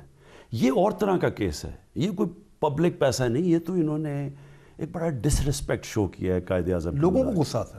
ہاں, لیکن اگر آپ اس کیس کے اندر پکڑ کے ان کو اندر جیلوں میں ڈال دیتے ہیں, یہ بچ جاتے ہیں بنسبت کہ جو انہوں نے قوم کو اصل نقصان پہنچایا. میں یہ نہ کرتا. اس کے اوپر جو بھی ہوا پھر انہوں نے ایکشن لے لیا, ختم ہو گیا. لیکن میرے لیے کہ اس طرح کے کیسز میں ان کو فائدہ ہو جاتا ہے. خان صاحب دوسرا ایشو جو اس پہ دوسرا سوال ہے, آئی جی معصوم نکلے, کیپٹن صفدر بے گناہ نکلا, تو بابا قوم کا بیٹا کون ہے جو یہ کہے کہ میرے باپ کے مزار کی بے حرمتی ہوئی ہے؟ کوئی اس پہ تو شور مچا, اس پہ بات ہی کوئی نہیں کر رہا. دیکھیں نا, میں یہی تو آپ کو کہہ رہا ہوں کہ ان کو فائدہ ہو گیا اس سے. یعنی وہ لوگ جو اس قوم کے کرمنلز ہیں ان کو فائدہ ہو گیا اس سے. مہنگائی پہ دو سوالات خان صاحب. آٹا اور چینی جو ہے وہ آپ کے ایکسپورٹ ہوا پہلے, پھر امپورٹ ہوا, قیمت بڑھ گئی پاکستان کے اندر. انفارچونیٹ ہے. ہم نے آپ سے سوال کیا, آپ نے کہا مافیاز ہیں. سر ہم مافیاز کا سنتے ہیں, لیکن آپ سے یہ ایکسپیکٹ کرتے ہیں کہ مافیاز گرفتار کر کے آپ ہمیں دکھائیں کہ یہ مافیاز ہیں اور یہ اتنی ریکوری میں نے ان سے کر لی ہے. 2.25 سال میں نہیں ہو پایا. سر کیا ہم دیکھ پائیں گے آپ کے ٹینیور میں؟ دیکھیں, پہلے تو اس چیز کے اوپر کلیئر ہو جائیں کہ یہ آٹے کا کرائسس ہوا کیوں ہے. ہوا یہ کہ پچھلے 2 سال میں کلائمیٹ چینج کی وجہ سے, موسم کی تبدیلی کی وجہ سے ہماری اچھی بلی گندم بمپر کراپ ہوتے ہوتے وہ بارش, کٹائی ٹائم کے اوپر بارش آئی, ہماری نقصان ہو گیا. پرابلم کیا ہوا کہ جو پاکستان کا اسیس کرتا ہے کہ کتنی, یعنی اس باری گندم کی پروڈکشن کتنی ہونی چاہیے تھی, کتنی پیداوار ہونی چاہیے تھی, وہ سسٹم ہمارے پاس تباہ ہو چکا ہے. کیسے تباہ ہو گیا؟ 18th امینڈمنٹ آ گئی, چلا گیا صوبوں کے پاس. فیڈرل گورنمنٹ کے پاس تو کچھ بھی نہیں ہے سوائے فوڈ منسٹری ہے. جو اسیس کرتے ہیں وہ صوبے کرتے ہیں. اب صوبوں سے ہمیں انفارمیشن آتی ہے. جب صوبوں سے انفارمیشن آئی, یہ جب دوسری باری, پہلی باری انہوں نے انفارمیشن ہے کہ جو کوئی فکر ہی نہیں, ایکسپورٹ کر دو, وہ ایکسپورٹ کی. تھوڑی دیر کے بعد پتہ چلا کہ نہیں یہ غلط کر رہے ہیں, کیونکہ انہوں نے غلط اسیسمنٹ دے دی, پھر روکا. اس باری کیا ہوا, اس بار انہوں نے کہا جی کوئی فکر نہیں ہے گندم کی، ہمارے پاس ٹھیک ہو گیا گندم. پھر آیا کہ نہیں جی یہ تو 15 لاکھ ٹن کم ہوئی ہے، ہم نے کہا پرائیویٹ سیکٹر کو امپورٹ کر لو. پھر سپٹمبر میں جا کے کہا کہ نہیں جی 15 لاکھ نہیں 22 لاکھ ٹن کم ہوئی ہے. اب یہ جو ٹائم لیگ آتا گیا مارکیٹ میں، یہ جو ذخیرہ اندوزی کرتے ہیں ان کو پہلے پتہ چل گیا، یہ تو مارکیٹ میں پھرتے ہیں کہ جی گندم کم ہو رہی ہے، انہوں نے ذخیرہ اندوزی کرنی شروع کر دی، اس کی قیمت اوپر چلی گئی. ہم نے جب باہر سے امپورٹ کرنی شروع کی تو وہ جب تک پہلے 15 لاکھ تھی تو مارکیٹ کو پتا تھا وہ بھی کم ہے. جب پتہ چلا 22 لاکھ ہے جو ہمیں انہوں نے رپورٹ دی، جب تک 22 لاکھ بنائی تو وہ قیمت اوپر چلے گی، پرائیویٹ سیکٹر کی آئے. یہ آگے سے نہیں ہوگا کیونکہ ہم نے اب فیصلہ کیا ہے کہ بجائے یہ جو سسٹم ہے جی صوبوں سے پوچھیں وہ آئے فوڈ ڈپارٹمنٹ، اب سپارکو جو ہماری ایجنسی ہے جو سیٹلائٹ سے، اب ہم ادھر سے امیجز لیں گے. ہم نے اسپیشلی میں نے ان سے میٹنگ کی ہے، اب ہمیں وہاں سے امیجنگ ہوگی، ہمیں بہت پہلے پتہ چل جائے گا کہ ہماری پروڈکشن کتنی ہے. تو یہ صرف میں گندم کا کہہ رہا ہوں کہ یہ انشاءاللہ اب نہیں ہو. ایک اور پرابلم ہوا، ہم نے یہاں سے پنجاب اور سندھ کے پاس گندم پڑی ہوئی تھی، پنجاب نے اپنی گندم مارکیٹ میں پھینکنی شروع کی قیمتیں نیچے لانے کے لیے، سندھ نے کی نہیں. پنجاب نے جولائی سے مارکیٹ میں پھینکنی شروع کی گندم تاکہ وہ قیمتیں نیچے رہیں، سندھ نے نہیں کی، وہ سندھ کے اندر قیمت اوپر چلی گئی. جب وہاں اوپر گئی تو یہاں سے گندم سندھ جانی شروع ہو گئی اور وہاں جا کے ذخیرہ اندوزی شروع ہو گئی. سندھ نے جا کے ابھی اکتوبر کے تیسرے ہفتے کے اندر اپنی گندم ریلیز کی ہے. تو یہ فوڈ میں ابھی بھی کہوں گا کہ جو فوڈ ڈپارٹمنٹ ہے ایگریکلچر، میرے خیال میں یہ فیڈرل سبجیکٹ ہونا چاہیے، کیونکہ اگر فیڈرل گالیاں ہمیں پڑ رہی ہیں کہ گندم مہنگی ہے، اب سندھ تو پھر ایڈمنسٹریشن بھی ہمارے پاس، اب سندھ اگر گندم نہیں اپنی ریلیز کر رہا اور وہاں گندم مہنگی اور یہاں سے وہاں جانی شروع ہو گئی تو ہم تو کچھ نہیں کر سکتے. تو میرے خیال میں یہ جو ہمارے سے غلطی ہوئی ہے 18th امینڈمنٹ کے اندر کہ ذمہ داری اب گالیاں سندھ میں بھی، کراچی میں بھی گالیاں پڑی ہیں ہمیں، اور سندھ حکومت گمر نہیں ریلیز کرے. خان صاحب مافیاز ہیں اس میں، مافیاز چینی کا اس میں بھی ہیں، یہ فلاور ملز کے اندر بھی. کب گرفتار ہوں گے، کب ریکوری ہوگی سر؟ فلاور ملز کے اندر بھی انہوں نے کئی بڑی غلط پریکٹسز جو ہم آہستہ آہستہ پکڑ رہے ہیں. لیکن ہاں یہ 30 سال سے تو یہ بیٹھے ہوئے تھے، ہم تو 2 سال ہوئے ہیں. لیکن جو اب ہم نے دیکھا ہے چینی کا، اب پہلی گورنمنٹ ہے جس نے چینی کے اوپر انکوائری کی، اور اس کے بعد انکوائری کر کے جو کمپٹیشن کمیشن ہے وہ 10 سال سے ان کے اوپر فائن لگا کے بیٹھی تھی کہ 22-23 ارب روپیہ چینی انہوں نے کارٹیلز کے اوپر، چینی میں جو مونوپلیز ہیں ان پہ کیا ہوا تھا، مافیاز پہ.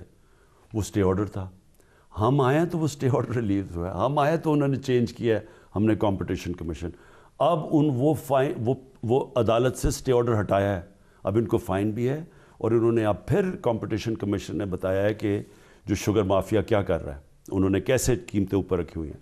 یہ آپ دیکھ لیں گے کہ یہ جو ہم نے اس تجربے سے سیکھا ہے، انشاءاللہ آپ دیکھ لیں گے کہ اس کے بعد ہم یہ نہیں ہونے دیں گے. سر معاشی اشاریے بہت اچھے آپ کے بہتر ہوتے چلے جا رہے ہیں، وہ اگر اس کو ہم دیکھتے ہیں اسٹیٹ بینک سے لے لیں یا کہیں سے آپ سے، تو وہ بتا رہے ہیں کہ پاکستان بہتری کی طرف جا رہا ہے. آپ کی سیمٹ کی جو ہے وہ فروخت زیادہ ہو گئی ہے، موٹر سائیکلیں، ٹریکٹر، یہ چیزیں لوگ زیادہ لے رہے ہیں. یہ اور پرسنٹیج میں ہم دیکھیں تو ٹھیک ٹھاک زیادہ ہو رہا ہے.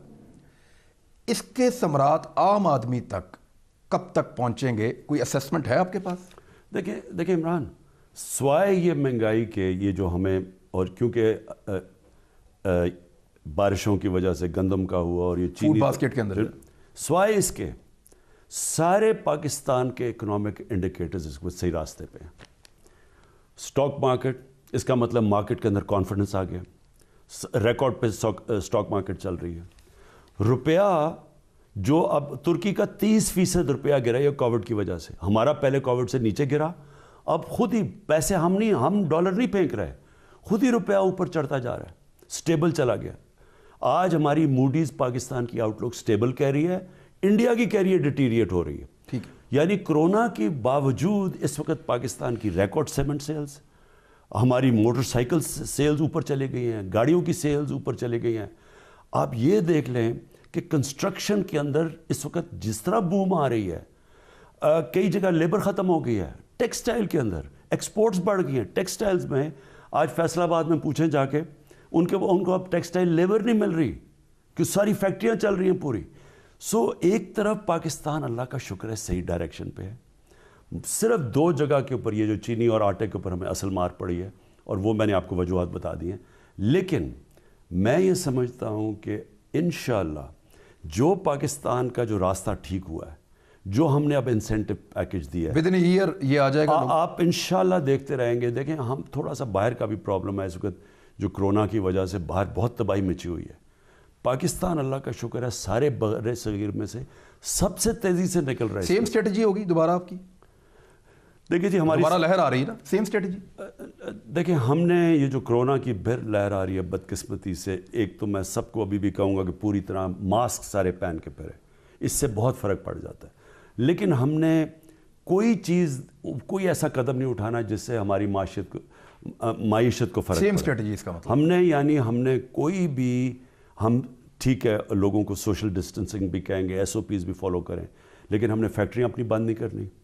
ہم نے اپنی کوئی بھی کاروبار لوگوں کا بند نہیں کرنا. جیسے بے روزگاری ہو, شکر ہے اللہ کا کہ ہمارے اس وقت بے روزگاری کم ہو رہی ہے, لوگوں کو نوکریاں مل رہی ہیں. ہم نے اب لوگوں کو یہ معاشیت کو ہم نے اب متاثر نہیں ہونے دینا. فارن افیئرز پہ سر, اسرائیل کو تسلیم کرنے کا کتنا دباؤ ہے آپ پہ؟ دیکھیں دباؤ تو اس لیے ہے کہ اسرائیل کا بہت بڑا اس وقت ان کا امپیکٹ امریکہ کے اوپر ہے. امریکہ کی جو مڈل ایسٹ پالیسی ہے وہ بڑا, اور ٹرمپ کے دور میں تو بہت زیادہ اسرائیل کا اثر تھا. اب ہمارے لیے تو, میرے لیے تو کبھی یہ سوچ میں دوسری سوچ آئی نہیں کہ ہم اسرائیل کو اس لیے تسلیم نہیں کر سکتے کیونکہ پاکستان کا تو ایک ہمارے قائد اعظم کا موقف چلا آ رہا ہے, جب تک کہ فلسطینیوں کو ان کے حق, ان کا ایک جسٹ سیٹلمنٹ یعنی کہ ایک ایسی سیٹلمنٹ نہیں ہوتی جو کہ اس سے وہ مطمئن ہوتے ہیں, ہم اس کو تسلیم نہیں کر سکتے. لیکن دباؤ ہے آپ پہ. یہ دباؤ آپ پہ غیر مسلم ممالک ڈال رہے ہیں یا مسلم برادر ممالک بھی کہہ رہے ہیں کہ کرو؟ میں نام نہیں لے رہا, چھوڑیں اس کو, آگے چلیں, اس کو رہنے دیں. لیکن سر جو لوگ تسلیم کر رہے ہیں ان کے اس عمل سے خوش ہیں آپ؟ کئی ہم چیزیں اس لیے نہیں کہہ سکتے کہ ہمارے ان سے تعلقات اچھے ہیں, ہم ان کو اپسیٹ نہیں کرنا چاہتے, اور انشاءاللہ ہمارے ملک کو اپنے پیر پہ کھڑا ہونے دیں, پھر آپ میرے سے ایسے سوال پوچھیں. سعودی عرب رول اوور سے اگر انکار کرتا ہے تو آپ کے پاس کیا آپشن ہے؟ نہیں, ہمارے پاس سعودی عربیہ نہیں کرے گا. ہمارے تعلقات بالکل ٹھیک ہیں سعودی عربیہ سے. سرینا ہوٹل کے باہر ایک کاؤنٹر لگا ہوا ہے, جب سے انہوں نے 2019 میں 5 اگست پہ انڈیا نے ظلم کیا اور 370 کو ختم کیا. پریکٹیکلی کشمیر کو لے کر ہم کہاں کھڑے ہیں؟ اپوزیشن کہتی ہے کہ سقوط کشمیر ہو گیا, بڑا برا لگتا ہے سننے میں, تکلیف ہوتی ہے, لیکن پریکٹیکلی ہم کہاں کھڑے ہیں سر؟ دیکھیں اور تو چلیں لوگ بات کریں, لیکن یہ جو اپوزیشن ہے اور خاص طور پہ نواز شریف, ان کو تو اپنا منہ بند کرنا چاہیے 2 چیزوں پہ. کبھی ہمارے سے معیشت کے اوپر پوچھنا نہیں چاہیے کیونکہ انہوں نے بیڑا غرق کر کے گیا, گھر کو کنگال کر کے, مقروض کر کے, اور پھر ہمارے سے سوال پوچھ رہے ہیں. اور دوسری چیز, اس نے کشمیر کے لیے کس وقت اپنی آواز بلند کی تھی؟ یہ جب نریندر مودی کو وہاں ملنے گیا تو یہ تو حریت لیڈر سے ملنے سے انکار کر دیا. اس نے اپنے فورن سیکٹری جو تھی تسلیم بیگم جو تھی, انہوں نے کہا ہمیں فورن آفس کو انسٹرکشنز دے, ہندوستان کی تنقید نہیں کر رہی. یہ وہاں جا کے ملتا ہے نریندر مودی کو کھاٹمانڈو میں, اور برکات کہتی ہے کہ پاکستانی فوج سے ڈر کے چھپ کے ملتا ہے اس سے, اور جو اس نے یہاں بلایا, یعنی اس کو تب وہاں وہ پیلٹ گنز نہیں استعمال کر رہے تھے کشمیر کے اندر, تو ایک دفعہ اس کے منہ سے آواز نہیں نکلتی تھی. اور نریندر مودی کہتا تھا نواز شریف بہت اچھا ہے لیکن آرمی چیف اس وقت راحیل شریف بہت برا ہے. اچھا سر, میں ایک چیز چھوٹی سی پوچھنا بھول گیا, کہ پاکستان کو لالچ بھی دیا گیا اسرائیل کو تسلیم کرنے کے لیے کہ یہ بھی مل جائے گا وہ بھی مل جائے گا؟ کیونکہ میری انفارمیشن کے مطابق تو آپ کو لالچیں آتی ہیں کہ آپ اسرائیل کو تسلیم کریں تو بے شمار مسائل آپ کے حل. کون سے؟ عمران دیکھیں, زندگی کمپرومائز کا نام ہے.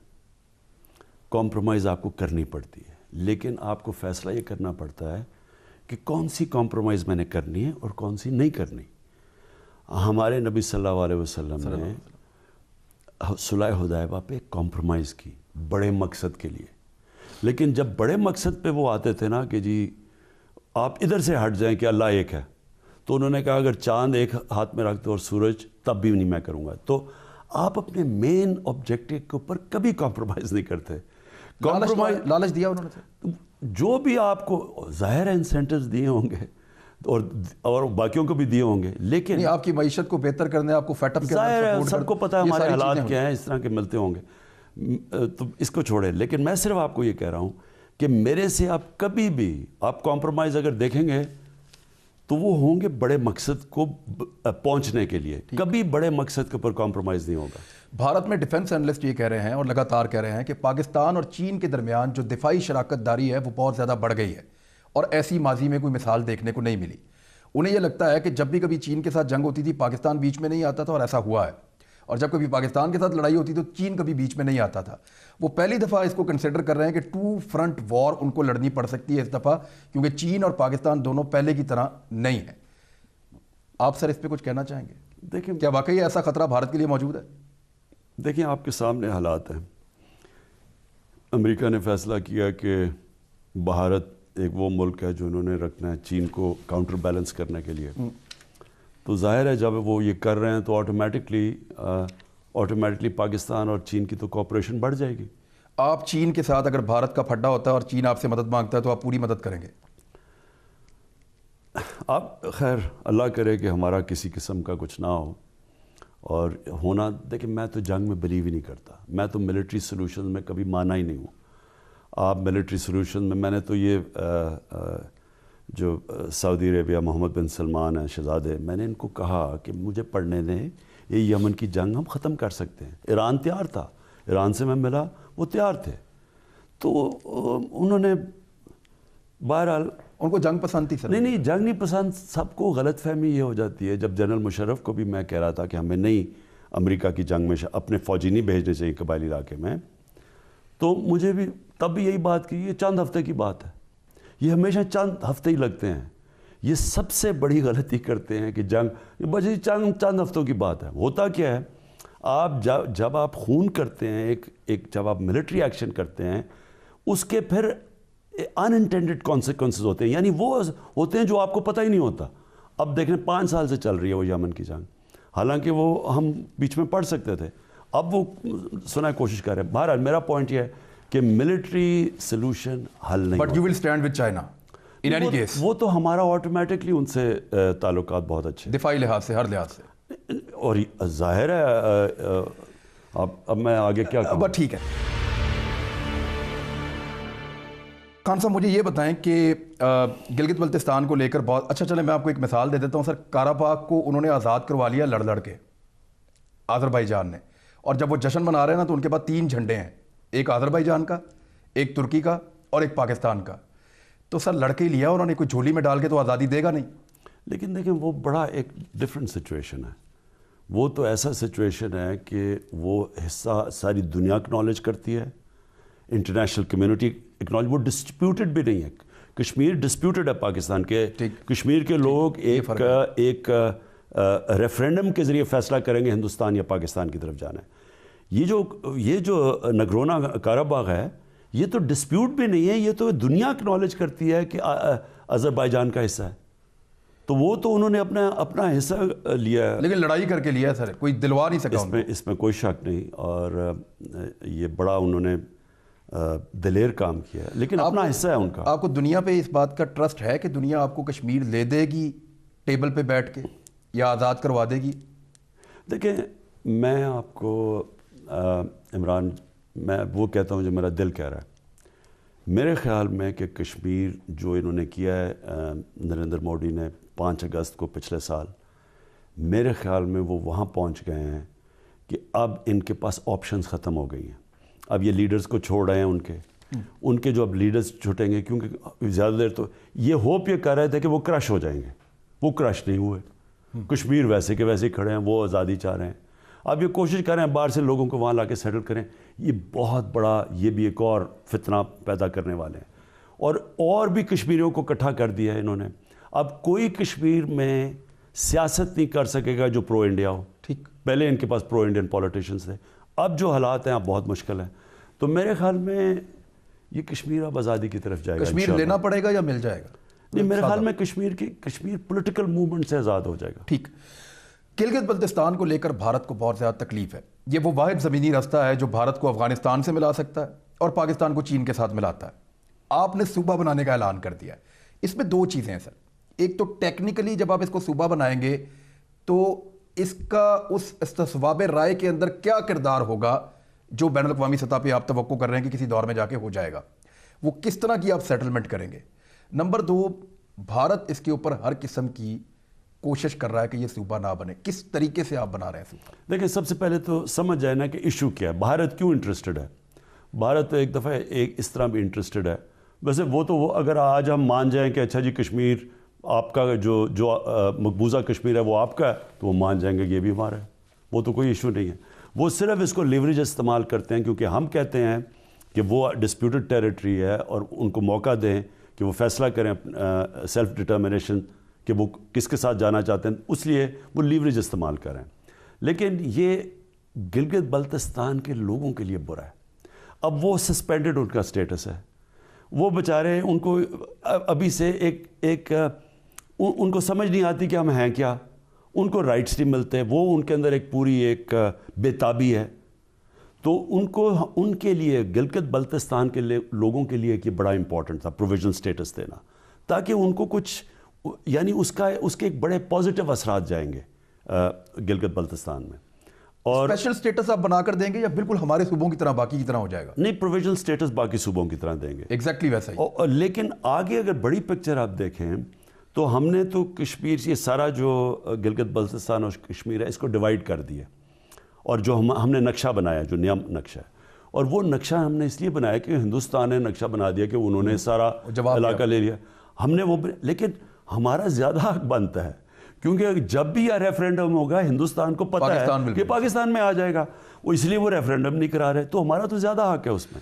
گلگت بلتستان کے اندر ایم این ایز بھی ہوں گے اسی طرح جو آ کے قومی اسمبلی میں بیٹھیں گے؟ جی, اس کا پورا ہم پبلک کے سامنے رکھ دیں گے جب سٹیٹس پروویژنل سٹیٹس کا مطلب کیا ہوگا, اس کی پوری ڈیٹیلز پبلک. فائنلی امریکہ نئی قیادت آ گئی ہے. ڈیموکریٹس کا ریکارڈ ہے کہ جنگیں کافی چھیڑ دیتے ہیں. ڈونلڈ ٹرمپ نے کوئی نئی جنگ شروع نہیں کی پچھلے 4 سال میں. آپ کو لگتا ہے کہ نئی قیادت امریکہ کی اہم ایشوز پہ, خاص طور پہ کشمیر کو لے کر, افغانستان کو لے کر, پاکستان کو لے کر, وہ فیصلے کر پائے گی جو ماضی میں نہیں ہو پائے؟ دیکھیں میں سمجھتا ہوں کہ پہلے تو کہنا بڑا مشکل ہے, اور پہلے تو مجھے لگ رہا ہے کہ وہاں حالات بگڑیں گے. یعنی ڈونلڈ ٹرمپ ہار نہیں مان رہے. مجھے کیوں نکالا؟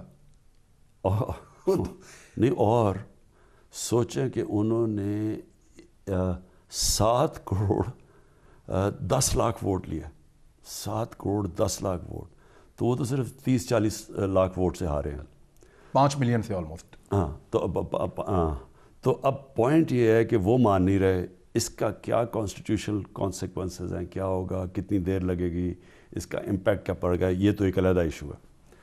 اور وہ جو امریکن سوسائٹی ڈیوائیڈ ہو گئی ہے, بالکل بیچ میں ڈیوائیڈ ہو گئی ہے, کیا یہ اب واپس یہ جڑ جائے گی واپس, یہ بھی ایک ایشو ہے.